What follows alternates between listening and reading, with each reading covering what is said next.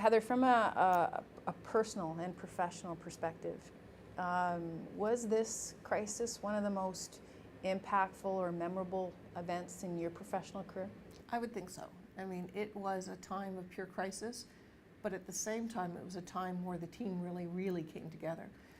Our call center partners were so committed. The agents were all focused on doing what's right for Maple Leaf and our consumers. We had agents sleeping in sleeping bags, not because we wanted them to, because they didn't want to leave the floor. They wanted to be there to help and do what's right. And the team was united, whether they worked in our Montreal office or they worked at St. Clair or they worked in our Mississauga office. We were a team that wanted to do what was right and had fun.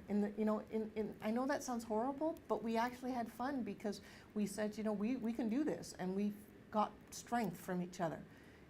Every day as the calls came in and we were able to handle more and more, and the feedback about Michael and about the feedback on doing what's right, it just made us more empowered to do what's right. And it will always be a point of difference in my career, for sure.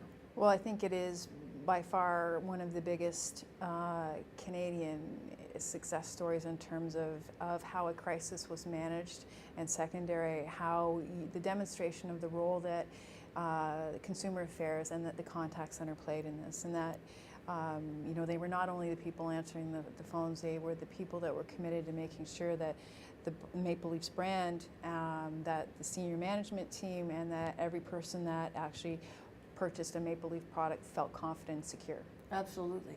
One of the biggest impactful things at the very beginning when we started to do this was having our executives listen to the tapes. We would provide what we call verbatim reports, just snippets of what the consumers were saying, because we wanted them to hear how happy they are with Michael and what we were doing, but we also wanted to ensure that they heard how serious this was and that we needed to do what's right. And we've put a lot of effort into this after the fact. We've went out and found food safety experts across the globe and brought them here to do that. We've worked with the government. We educate.